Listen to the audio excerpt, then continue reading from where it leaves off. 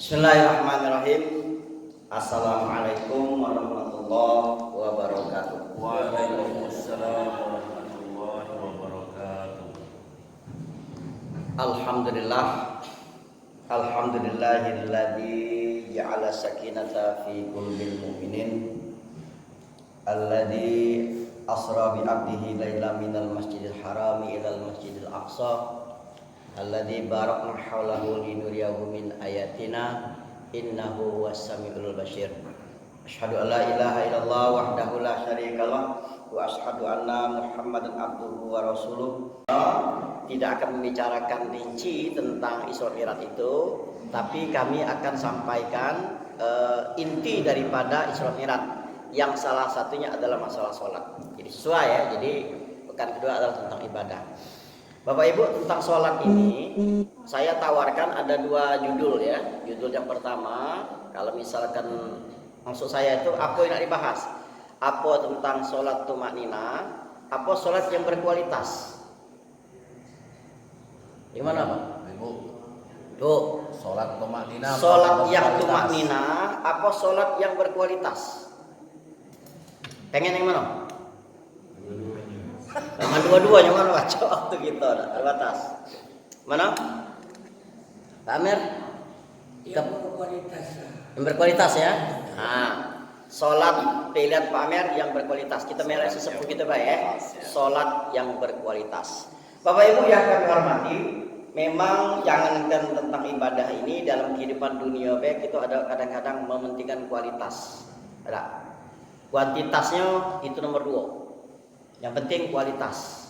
Walaupun lebih banyak uang kadang-kadang milih kuantitas daripada kualitas. Yang penting banyak. Nah, tapi kalau kita umumnya ya, kita lebih senang yang memilih berkualitas. Kalau baca yang ori, bahasa mainnya hari namanya yang ori. Barang nak ori, kalaupun tidak nak ori kawi 1 baik. Dan kali 3, kali 4 usaha ada. Nah, itu juga kita harus memacu untuk dalam hal ibadah pun yang berkualitas juga, termasuk masalah sholat. Sholat ini Bapak Ibu sekalian memang ada kualitasnya. Setiap orang pasti berbeda Bapak Ibu. Pasti berbeda. Sesuai dengan tingkat keilmuannya, sesuai dengan tingkat pemahamannya tentang sholat itu. Dia tidak mengukur muda tua atau yang lainnya, karena betina bukan. Yang diukur adalah mana dia memahami sholat itu. Pertama Bapak Ibu sekalian, sholat ini yang perlu dipahamkan adalah satu, sholat ini sebagai satu kebutuhan bagi kita, kebutuhan bagi jasmani dan rohani. Kenapa saya katakan kebutuhan jasmani dan rohani?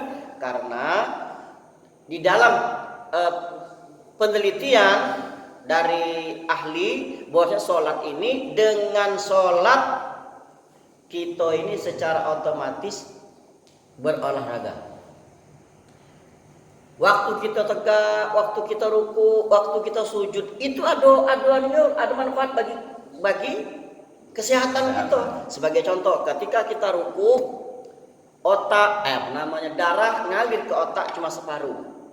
Kalau ketika kita sujud ngalir ke otak itu full.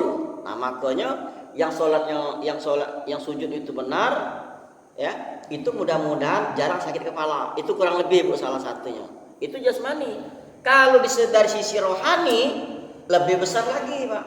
Ketika dia memahami sholat itu adalah sebagai satu kebutuhan, yang kedua sholat itu adalah sebagai satu kenikmatan. Ketika merasakan sholat, dia merasa butuh dan dia merasa nikmat. Bapak Ibu sekalian, ngapa uang kadang-kadang sujudnya berlamu-lamu? Karena mereka merasakan nikmatnya. Kenapa ketika ruku uang berlamu-lamu? Karena merasakan nikmatnya sholat itu. Wajar ketika Ummul Mukminin Aisyah radhiyallahu anha ditanya oleh sahabat, wahai Ummul Mukminin, cak mano sholatnya Rasulullah?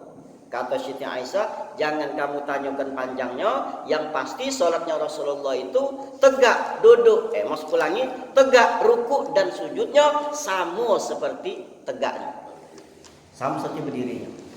Jadi ruku dengan sujudnya sama lamunya dengan berdirinya. Bayangkan, saking nikmatnya melaksanakan sholat. Tetapi orang yang merasakan butuh, orang yang merasakan nikmat itu tidak sedikit, banyak juga Pak, tergantung kita. Nah maka dari itu, agar sholat kita ini merasa kenikmatan, kita rasa nikmat sholat itu, perlu diketahui bahwasanya sholat itu ada yang berkualitas baik. Nah pada kesempatan ini, waktu yang kurang lebih 20 menit ini, kami akan sampaikan berkaitan dengan bagaimana menjadikan sholat kita itu sholat yang berkualitas. Kita langsung masuk poin yang pertama. Yang pertama, sholat berkualitas itu, kata Allah, qad aflahal mu'minun, sungguh beruntung orang-orang yang beriman. Alladzina hum fi sholatim khashi'un, orang-orang yang khusyuk di dalam sholat. Jadi yang pertama, sholat yang berkualitas itu adalah sholat dengan khusyuk. Walaupun banyak orang mengartikan sholat khusyuk ini Pak, ada yang katanya mesti diterjemahkan, setiap apa yang kita baca diterjemahkan. Makanya kalau Bapak Ibu ketemu di YouTube itu ada uang sholat pakai bahasa Indonesia Pak. Pernah terbaca Pak? Pernah tertonton itu? Ada lagi uang sholat itu nak nyari khusyuk tadi, tidak sama sekali pakai bahasa Arab, seluruhnya pakai bahasa Indonesia. Saya pernah ketemu di YouTube ini Pak, dan kelompoknya banyak. Nah itu mereka beranggapan seperti itu. Nah ada lagi Bapak Ibu sekalian, sebenarnya yang dikatakan dengan sholat khusyuk itu sebenarnya mudah nyebutnya Pak. Kita melaksanakan sholat secara tumak ninah. Nah itu pilihan yang kedua tadi sebenarnya. Nah oleh karena tidak dipilih, kita sekelintas Pak ya. Bapak Ibu kami hormati, sholat tumak ninah itu adalah sholat yang dilakukan dengan ketenangan, tidak dilakukan dengan terburu-buru. Kalaupun kita memang ada yang nak dikejar, seperti kami sampaikan beberapa pekan yang lalu, bahwasanya ada namanya sholat qashar. Sholat qashar itu sholat meringkas, ya, diringkas dari jumlah rakaatnya. Tapi ada sholat cepat. Kalau kita sholat cepatnya ada sholat cepat, tapi tidak mengurangi dari rukunnya. Jangan mengurangi rukunnya. Di mana letak daripada kita tumak ninah itu? Paling tidak ada 4. Satu, ketika kita sujud ruku, kedua kita i'tidal, ketiga kita sujud, keempat kita duduk antara dua sujud. Inilah tempat tumak ninah Pak. Menurut Syekh Wahbah Az-Zulaili di dalam kitab Fikih Islam wa Addilatuhu juz 12 juz 2, di situ disampaikan bahwasanya yang namanya tumak ninah itu adalah tenang. Sholat dilakukan dengan ketenangan.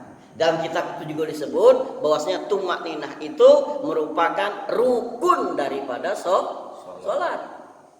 Nah, jadi intinya Bapak sekalian, sholat berkualitas itu sholatlah dengan tenang, tidak terburu-buru. Kata Rasulullah, uswa'un nasirqatul ladzi yaskaun min sholah. Sejahat-jahatnya uang itu maling dalam sholatnya. Qala ya Rasulullah, yaskipu ya Rasulullah, yang cak mana yang uang maling dalam sholat itu?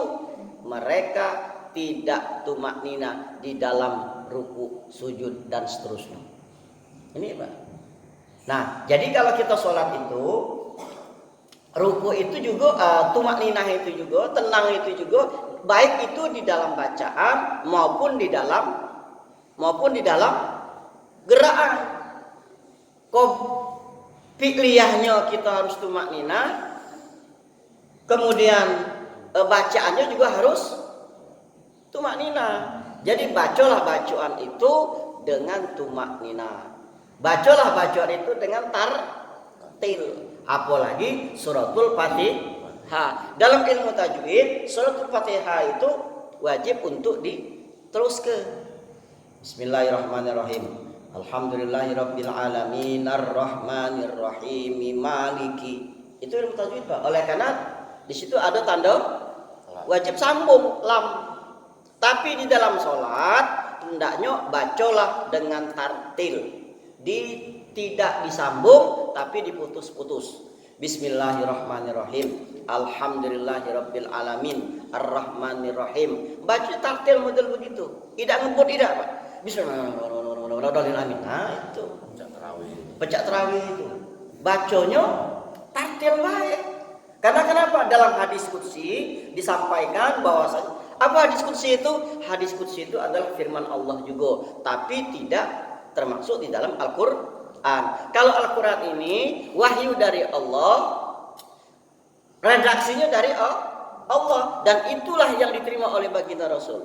Tapi kalau hadis qudsi ini wahyu dari Allah, firman dari Allah, cuma yang buat tulisannya adalah Nabi.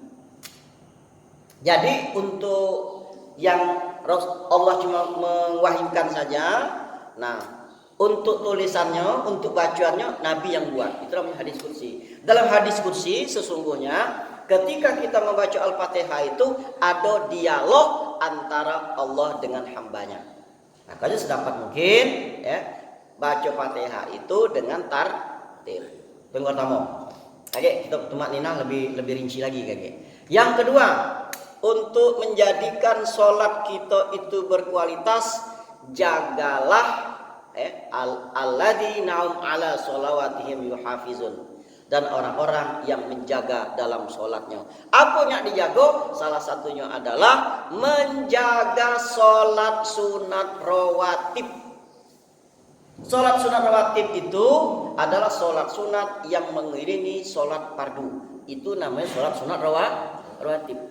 Sholat sunat rawatib itu ya, janganlah di antara kita ini meninggalkan paling tidak 10 sampai 12 rakaat.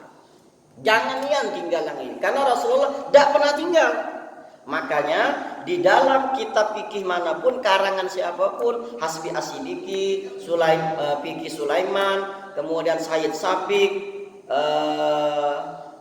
banyak bapak sekalian, termasuk Bulughul Maram ya. Kita pikir semua itu yang saya sebutkan, banyak lagi kita pikir itu, Bu. Nah, ini tidak ada perdebatan yang wiko ini, Pak. Tidak ada perdebatan. Makanya kejarkan minimal 12 rakaat ini, minimal, atau paling tidak 10 rakaat. Karena kalau nak nyampe 12 kadang-kadang tidak terkejar, ya. Yang mana 10 atau 12 rakaat itu ahli fikih, ahli hadis, ya. Kiai tak katik yang bertentangan dengan ini, Pak. Semuanya sepakat memang itu adalah sholat sunat rawatib. Kita rincikan 2 sebelum subuh, 2 atau 4 sebelum zuhur. Nah, maka gue mengatakan tadi, Pak, kita kadang-kadang tak terkejar yang 4 rakaat ini tadi. Entah kalau sholat dengan nganar, mau sholat ngebut mungkin baca 4 rakaat. Cuma menurut kami, daripada kita sholat dengan nganar, daripada kita 4 rakaat tapi nganar, untuk apa? Lemak kita yang berkualitas baik, laksanakan 2 rakaat tapi dengan tumak nina, daripada nak ngejar 4. Nah, makanya paling tidak 2 rakaat baik. Syukur-syukur kalau terkejar 4 rakaat. Karena kebijakan daripada masjid itu macam-macam, Pak. Ada yang komatnya cepat, ada yang pokoknya nyingok katik lagi yang sholat sunat langsung komat. Ada yang kadang-kadang berpatokan dengan ini. Nah, ini juga kadang-kadang macam-macam, Pak. Ada yang 10 menit, ada 15 menit. Bapak Ibu kami hormati, jadi ulang sekali lagi, 2 rakaat sebelum subuh. Jangan hidah kok ini. Jangan hidah. Karena ini adalah besar sekali, besar sekali faedah, besar sekali hikmah, besar sekali pahalanya sholat sunat rakaat subuh ini. Jangan tidak, Pak. Malah Rasulullah pernah melakukan sholat sunat qobliyah subuh ini setelah sholat subuh. Sangkirnya tuh. Tapi jangan jadi yang kebiasaan ya. Yang kucak itu lah juga kaget sholat qobliyah setelah subuh kalau itu pernah terjadi. Tanya oleh sahabat Rasulullah, kenapa tadi? Sholat apa tadi? Kata-kata sholat subuh. Kata Rasulullah, aku tadi tidak sempat sholat qobliyah subuh. Saking itu, saking jangannya tidak sholat sunat subuh. Ada yang ngomong sholat sunat fajar. Karena apa? Orang sholat sunat fajar ini Allah berikan kepadanya itu bumi, langit dan seisinya luar biasa. Maka jangan tidak. 2 rakaat sebelum sholat subuh, 2 atau 4 sebelum sholat zuhur. 2 setelah sholat zuhur. Lah berapa itu? 6 ya. Usah kita hitung 4, kita hitung 2 baik. 2 sebelum subuh, 2 sebelum zuhur, 2 setelah zuhur, 2 setelah maghrib, 2 setelah isya. 5 kali 2 10. Jangan tidak lakukan yang 10 rakaat ini. Kalau sempat 12 rakaat, 4 rakaat sebelum zuhur tetap dengan 2 salam. Nah, Ustaz, jadi kita tak kata asar, tak kata apa namanya isya. Nah, kalau nak isya sebelum isya dengan sebelum asar. Nah, inilah saya sampaikan Bapak Ibu. Kalau yang 12 tadi tidak kata perdebatan di kalangan ahli fikih, tapi kalau yang itu tadi, Pak, ada ahli fikih, ada ahli hadis, di berbagai macam kitab fikih yang kami sampaikan tadi, ada yang tidak menganjurkan untuk dilaksanakan. Tapi kalau umpamanya kita biasa, silakan. Ada hadisnya. Nah, tapi tadi oleh karena ahli hadis beranggapan hadis ini lemah, hadis ini dhaif. Salat sunat rawatib muakkad dan ghairu muakkad. Nah, kalau muakkad itu yang 10 12 sikok tadi. Nah, kalau ghairu muakkad yang ada perbedaan pendapat para ahli fikih ahli hadis tadi, jangan kena 12 sampai 22. Kalau galak laksanakannya silakan. Ya. Kita rincikan Bapak Ibu sekalian, sampai 22 rakaat kalau nak sholat sunat rawatib. 2 sebelum subuh biasa itu. 4 sebelum zuhur. 6. 4 setelah zuhur. 10. 4 sebelum asar. 14. Tidak lagi 2 rakaat, 4 rakaat. Hadis itu. 2 sebelum maghrib. Jadi jangan aneh Bapak Ibu sekalian, kalau lagi safari Pak, lagi berjalan nyampe di masjid, begitu azan, ada kadang-kadang uang ini habis azan langsung ngoman kalau maghrib. Tapi ada suatu tempat, ada satu maghrib, ada satu masjid, begitu azan Pak, sholat sunat dulu. Bukannya tahiyatul masjid. Sholat sunat awabin namanya. Nah, berapa tadi itu? 16. 2 setelah maghrib. 2 sebelum isya. 2 setelah isya. 22 dah? 22. Tapi sekali lagi Ibu, kadang-kadang kita dijalankan 22, ya. 2 lagi dah. Banyak Bu uang yang tidak galak sholat sunat itu. Ya, banyak sekarang. Padahal salah satu guna dari sholat rawatib ini adalah sholat yang bisa nampel kalau sekiranya sholat kita yang wajib itu ada. Nah, ada yang kurangnya waktu sholat Allahu Akbar, astagfirullahaladzim, belum tutup pintu tadi. Nah, Allahu Akbar, astagfirullahaladzim, dompet tadi di pojok WC itu teringat kalau Bapak Ibu, ya kan? Nah, yang model-model cak itu ditutupi dengan sholat rawatib. Jadi jangan tidak sholat sunat rawatib. Yang kedua, yang ketiga, agar sholat kita berkualitas, ya sholat kita berkualitas, laksanakanlah dengan jamaah, berjamaah. Termasuk ibu-ibu juga, walaupun ibu-ibu itu lebih afdalnya di rumah, ajaklah anaknya, ada cucunya, sholat berjamaah di rumah itu. Ada, tapi tidak wajib diaturi. Ya, nah dilaksanakan berjamaah itu Bapak Ibu sekalian lemak Pak, itu anaknya apa namanya hikmahnya itu. Apa hikmahnya itu? Kita nih Pak Gentol imam. Gentol imam. Imam salah, imam dewek yang nanggung. Dalam idah jadi imam tuh. Kalau di masjid-masjid yang lain Bapak Ibu sekalian, ada kadang-kadang entah teman-teman masjid kita kali, surung-surungan jadi imam. Hah? Nah, ya terus sini. Surung-surungan jadi imam tuh. Ya, tuh tunggu-tungguan. Padahal kalah aduh. Mana aku konsisten, mana lagi jadwal kita maju dah. Nah, walaupun kadang-kadang sering juga maju-maju dewek kadang-kadang. Nah, ada lagi kadang-kadang dak galak digenti. Iya Pak, nak dia tu lah. Mana aku dak jadi imam, dak sah solat kamu tu. Ada model itu.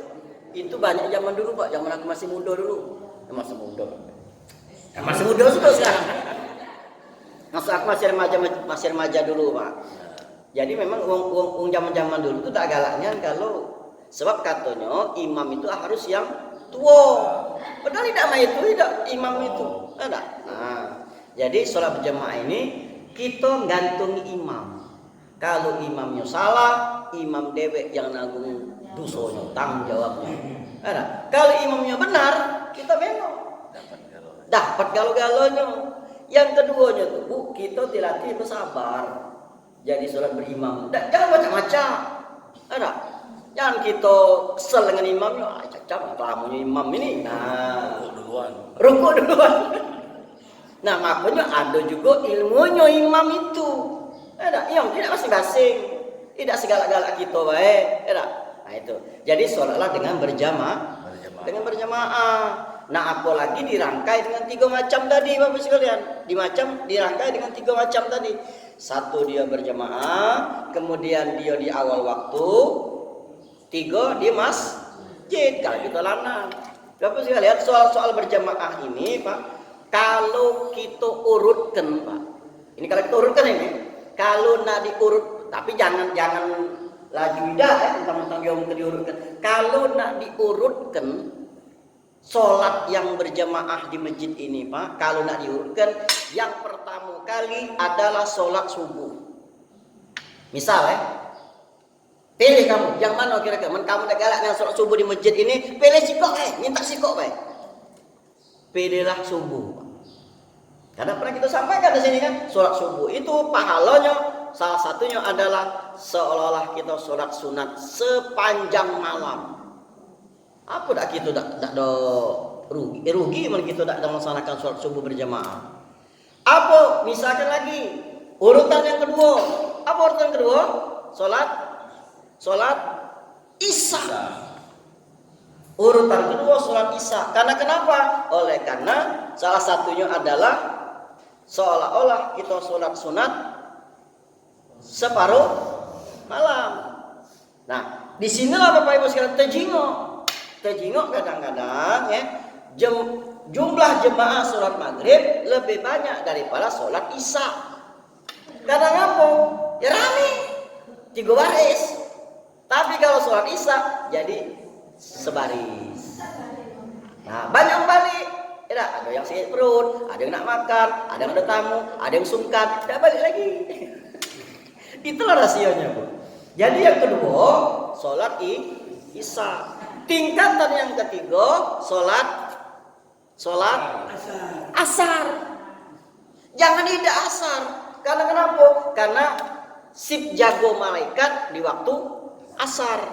Malaikat malam datangnya asar, jago malam datangnya asar, malaikat siang nak balik waktu asar.